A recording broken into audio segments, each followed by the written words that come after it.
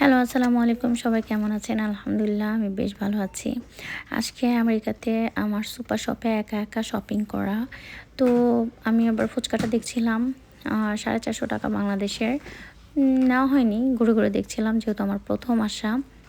আজকে একটা কষ্টের দিন ছিল আমার, আবার খুব লজ্জাও পেয়েছি। তো সেটাই শেয়ার করব। যেহেতু সুপার শপে একা, একা এসেছি, বেসিক্যালি আমার উদ্দেশ্য ছিল আজকে কিছু কাঁচা বাজার করা। আগে বাবা অনেক সবজি নিত, যেটা বাংলাদেশে থাকতে মর্ম বুঝতাম না। এখন আমেরিকাতে এসে সবজি ছাড়া আমার চলেই না। এমন একটা অবস্থা হয়েছে আমার। তো আজকে লাউ শাক ভেবে এটা নিয়েছি। আমার শাশুড়ি মা বলছে, "এটা লাউ শাক না, এটা কি একটা শাক বলল, জালি শাক নাকি কি শাক?" যাই হোক। তো আমার আফসোস যে আমি শাক চিনি না এখনো। তো যাই হোক, আমি টুকিটাকি বাজার করছি। কাঁচা সবজি নিয়েছি, জাহিয়ার জন্য কিছু নিয়েছি। চিংড়ি মাছ নিয়েছি, আরও অনেক কিছু নিয়েছি যেটা আমার ভিডিও করতে মনেও নেই। তো যাই হোক, যেহেতু একা আসছি, একা, একা ঘুরছিলাম আর বাজার করছিলাম।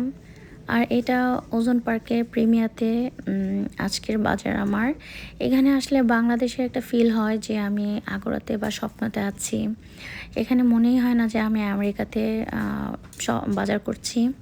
তো যাই হোক, এখানে ঘুরছিলাম আর দেখছিলাম।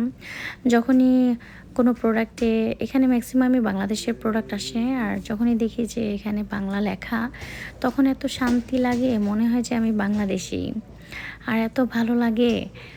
যাই হোক, আমি আবার এখানে রসুনের আচারটা দেখছিলাম। একটু স্পাইসি চেয়েছিলাম, এটা স্পাইসি না। তাই আর এটা নেওয়া হয়নি।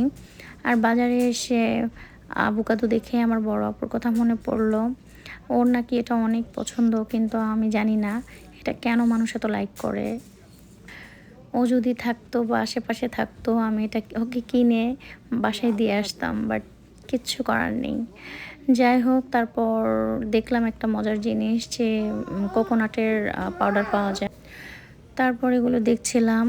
আসলে অরিজিনাল যেটা নারিকেল থেকে আমরা কোড়ানোর পর যেটা খাই, এটার টেস্ট আসলে এটা না। এটাতে একেবারেই পাওয়া যায় না। এটা কোনোরকম কাজ সারার জন্যই এটা। তো যাই হোক, ফাইনালি যখন আমি বিল করতে যাব, আমার কার্ডটা দিচ্ছিলাম। কার্ড বারবার উনি ৩-৪ বার সার্চ করার পরেও বলছে, আপু হয়তোবা ব্যালেন্স নেই, এটাতে হচ্ছে না। এত লজ্জায় পড়েছি, আমার লাইফে ফার্স্ট টাইম এরকম আমি এত লজ্জায় পড়ে, মানে আমার অলমোস্ট ৳১০,০০০ শপিং, আমি ৳১ পে করতে পারছি না। আর এই কাজটা করেছে আমার জামাই। আমার জামাই আমার কার্ডটা ইউজ করে সব টাকা খেয়ে বসে আছে। তারপর এই দুঃখ আর কাকে বলবো, সাথে, সাথে আমি আমার জামাইকে কল করি। তারপর উনি এসে আমাকে এখান থেকে উদ্ধার করে।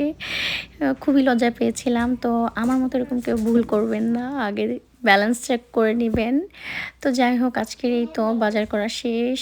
আলহামদুলিল্লাহ আ ভালোভাবে সেফলি বাসায় এসেছি। তো এই তো এটাই বলার ছিল যে একটু চেক করে তারপর বাজারে যাবেন। কেউ আমার মতো ভুল করবেন না। Bye, take care.